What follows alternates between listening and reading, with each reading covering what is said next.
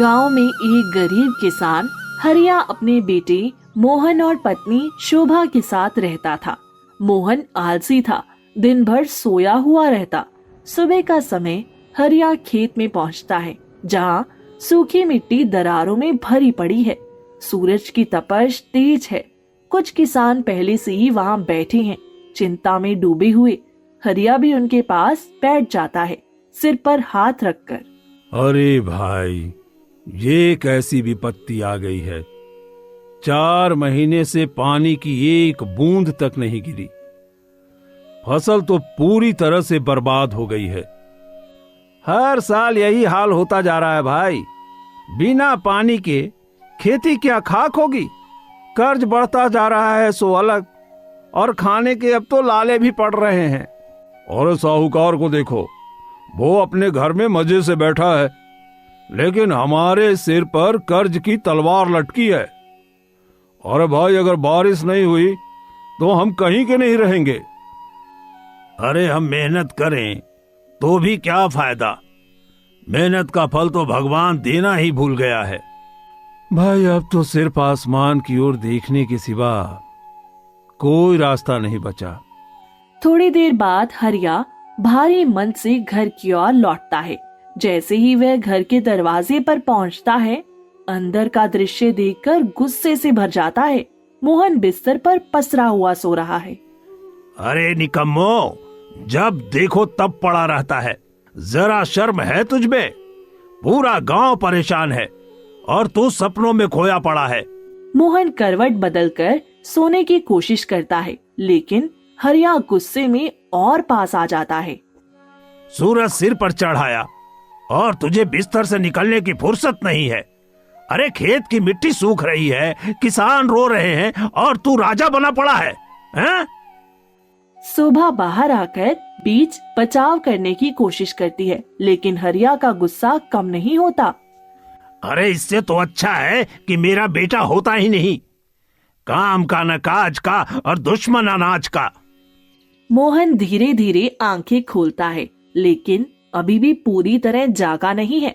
वह आलसे से अंगड़ाई लेता है और धीरे धीरे उठने की कोशिश करता है, लेकिन हरिया का गुस्सा थमने का नाम नहीं ले रहा। तो कुछ काम करने के बजाय बस दिन भर सोता ही रहता है। अरे कब तक इस आलस में रहेगा? हाँ? घर का कोई भी काम तुझसे नहीं होता। सच कहूँ तो आजकल तो घर की हालत खराब हो गई है और तू कुछ नहीं करता। माँ पापा, आलस्य से कोई भी बड़ा काम नहीं होता। मैं सोच रहा हूँ, अगर मैं थोड़ा और सो लूं तो मेरे दिमाग में कुछ बड़ा आइडिया आएगा। अरे कभी कुछ तो सोच मोहन। तेरा सपना और आलस्य कभी तुझे आगे नहीं बढ़ने देगा। तू भी वही करेगा जो सब कर रहे हैं, तो क्या मिलेगा? पापा, मैं कुछ अलग सोच रहा हूँ। वही करूँगा जो कोई और नहीं करेगा। बिल्कुल, लेकिन ध्यान रखना, कुछ अलग करने का मतलब सिर्फ और सिर्फ परेशानी में फंस जाना नहीं होना चाहिए। माँ पापा, सबकी सोच अलग है, लेकिन अगर मैं सही समय पर सही कदम उठाऊं तो मेरा रास्ता भी आसान होगा। अगले दिन गांव में डुगडुगी बजी। ऐलान हुआ कि सुनिए सुनिए सुनिए, राजा के दरबार में सबसे अनोखी और उपयोगी चीज लेकर जाने वाले को मिलेगा बड़ा इनाम। जो भी तैयारी करे जल्दी करे, समय बहुत कम है, 3 दिन का समय है। गाय की खास नस्ल तो लाऊं, शायद यही सबसे अलग हो। मेरी फसल बहुत बढ़िया है इस बार, शायद ही राजा को पसंद आए। अरे क्या करूं, मेरे पास तो कुछ खास है ही नहीं, वही पुरानी चीजें हैं। आम चीजों से कुछ नहीं मिलेगा, मुझे कुछ नया सोचना होगा। सुनो सुनो, जो लोग समय पर दरबार में नहीं पहुंचे वो किसी काम के नहीं। अरे अब क्या करें, इतने कम समय में कुछ नया कैसे लाएं? अरे सैनिक तो ऐसे धमाका कर रहे हैं जैसे हम सबको डराने के लिए आए हो। अब समझ में आया कि जितना जल्दी हो सके कुछ ले जाकर दरबार में पेश कर देना चाहिए, वरना बाद में पछताने का समय नहीं मिलेगा। अरे इनके पास जो है वो सभी देखेगा, लेकिन मुझे तो कुछ और लाना है जो किसी ने न सोचा हो। अरे क्या करें, क्या ले जाएं, क्या करें, समय भी बहुत कम है, जल्दी कुछ करना होगा। ओहो। हाँ, मैंने सोचा कि क्यों न इस बार मैं राजा के दरबार में दिखाऊं कुछ ऐसा जिसे कोई और नहीं लाया हो। फिर वह सोचते सोचते घर चला जाता है और रात को सोने की कोशिश करता है। फिर उसके मन में एक ख्याल आता है। हर साल बारिश का पानी बर्बाद हो जाता है। किसान परेशान होते हैं। अगर इसे बचा लिया जाए तो बहुत से लोग इसका फायदा उठा सकते हैं। फिर अगली सुबह वह उठता है और गांव में सारा सामान जमा करने लगता है। मैं ये काम कर सकता हूँ, कुछ नया सोच सकता हूँ। अरे देखो देखो ये क्या बना रहा है, लगता है पागल हो गया है। राजा ने कीमती सामान लाने को कहा था और ये तो कूड़ा बीनने लगा। अरे क्या करेगा ये, यही बर्तन और लकड़ी से कौन सा सामान बनेगा, मजाक बना दिया है। अरे अब ये क्या कर रहा है, जंगल से लकड़ियां काट कर कुछ अच्छा बनाएगा। तो सिर्फ आलस्य में ही डूबा रहेगा। क्या बर्तन जोड़कर कोई यंत्र बना सकता है? अपना दिमाग ठीक से लगा और घर के कामों में मदद कर, समझे? तू दिन रात यही काम करेगा तो हमारी हालत क्या होगी। ये जो कुछ भी बना रहा है ये सब बकवास लग रही है। तू पहले तो आलसी था ही, अब ये क्या मजाकिया बन गया है। पूरे गांव वाले तुम्हें देखकर हंस रहे हैं। माँ पापा, मुझे यकीन है कुछ अलग सोचने से ही कुछ नया हो सकता है। मैं इस पर काम करूंगा। अरे आखिर ये क्या बना रहा है, कुछ काम का तो है नहीं, सिर्फ समय बर्बाद कर रहा है अपना। ये क्या कर रहा है? हाँ, राजा के दरबार में ये ले जाएगा क्या? लड़का, तुम मजाक समझ रखे हो महाराज को क्या? हर किसी ने यही कहा है कि ये बेकार है, लेकिन मैं जानता हूँ ये काम आएगा।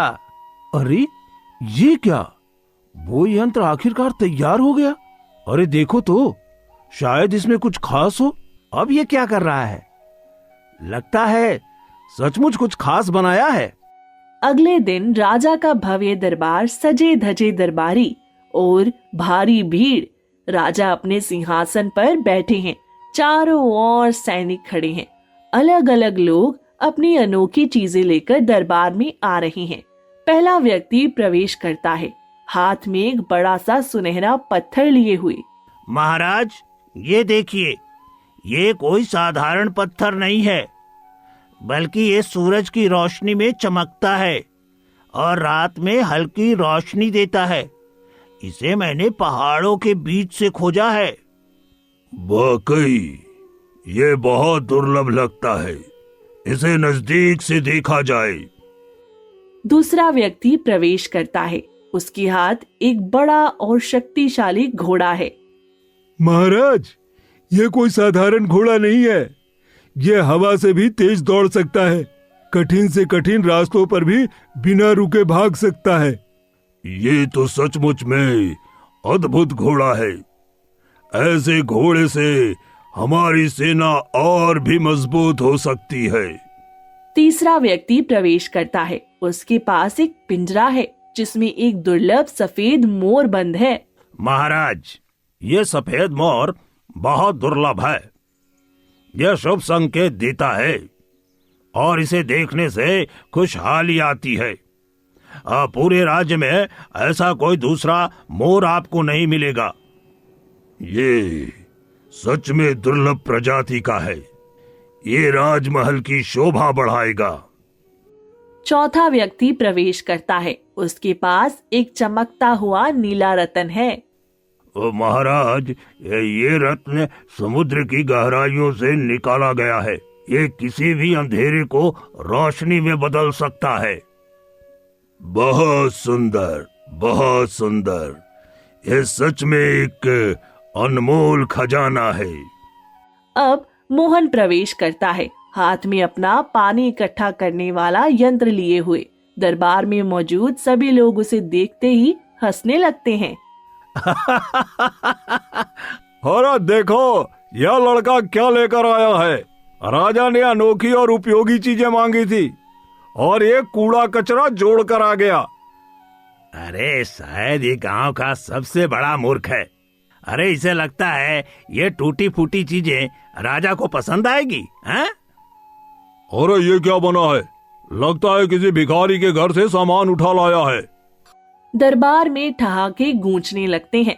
राजा भी पहले कुछ पल मुस्कुराते हैं, फिर गंभीर हो जाते हैं। तो यही है तुम्हारी अनोखी चीज। ये सच में कुछ काम की चीज है या हमें भी हंसाने आए हो? महाराज, ये देखने में साधारण लग सकता है, पर इसका काम बहुत बड़ा है। इसे मैं खुद अपने हाथों से बना कर लाया हूं। हो, बिल्कुल। अब ये हमें कोई जादू दिखाएगा या फिर और हंसाएगा। अगर तुमने इसे बनाकर लाने की मेहनत की है तो हमें इसे नजरअंदाज नहीं करना चाहिए। बताओ, ये किस काम आता है? महाराज, ये यंत्र बारिश के पानी को इकट्ठा करने और सुरक्षित रखने का काम करता है।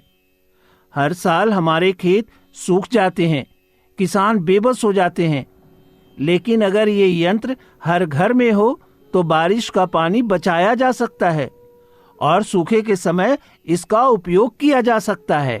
दरबार में अचानक खामोशी छा जाती है। सबकी हंसी धीरे धीरे रुक जाती है और वे ध्यान से सुनने लगते हैं। अरे भाई, अगर ये सच में ऐसा करता है तो ये तो बहुत अनोखी चीज हुई। अरे हमें इसे ध्यान में रखना चाहिए। ये सच में उपयोगी हो सकता है। अगर ये सच में बारिश का पानी बचा सकता है तो ये केवल एक यंत्र नहीं बल्कि एक अनमोल खोज है। महाराज, मैं इसे आपके सामने काम करके दिखा सकता हूँ। ये सच में अनोखा यंत्र है। ये हमारे राज्य के किसानों की सबसे बड़ी समस्या का समाधान कर सकता है। राजा अपने सेवकों को आदेश देते हैं कि यंत्र को महल के बगीचे में लगाया जाए। कुछ दिनों बाद, महाराज, ये यंत्र सच में काम कर रहा है। बारिश का पानी इकट्ठा हो गया है और बगीचे के पौधे पहले से ज्यादा हरे भरे हो गए हैं। ये तो सचमुच में अद्भुत खोज है। मोहन, तुमने हमारी प्रजा के लिए एक बड़ी समस्या का हल निकाल दिया। तुम्हारी इस खोज के लिए तुम्हें इनाम दिया जाएगा। दरबार में तालियों की गूंज होती है। जो लोग पहले मोहन का मजाक उड़ा रहे थे वे अब चुप खड़े हैं। राजा ने मोहन को भारी मात्रा में सोने चांदी से भरी थैली इनाम में दी। मोहन, ये इनाम तुम्हारी बुद्धिमता और मेहनत के लिए है, लेकिन मैं चाहता हूँ कि तुम इस यंत्र को पूरे राज्य में बनाने और किसानों तक पहुँचाने का काम संभालो। इससे हमारी पूरी प्रजा को लाभ मिलेगा। महाराज, ये तो मेरा सौभाग्य होगा। मैं अपने यंत्र को हर किसान तक पहुंचाने की पूरी कोशिश करूंगा।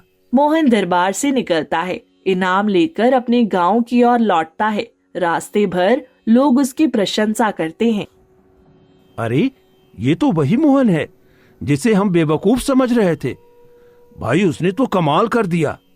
अरे, हमने इसका मजाक उड़ाया था और इसने पूरी दुनिया के लिए मिसाल कायम कर दी। मोहन, तुमने सच में कमाल कर दिया। हमें तुम पर गर्व है। मोहन के घर पहुंचते ही उसकी माँ दौड़कर उसे गले लगा लेती है। बेटा, मुझे तुम पर कितना गर्व हो रहा है।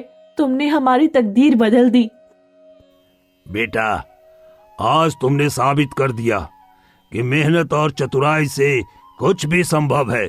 पहले मैं तुम्हें डांटता था, लेकिन आज तुम्हें देखकर मेरा सिर ऊंचा हो गया है। गांव में जश्न का माहौल हो जाता है।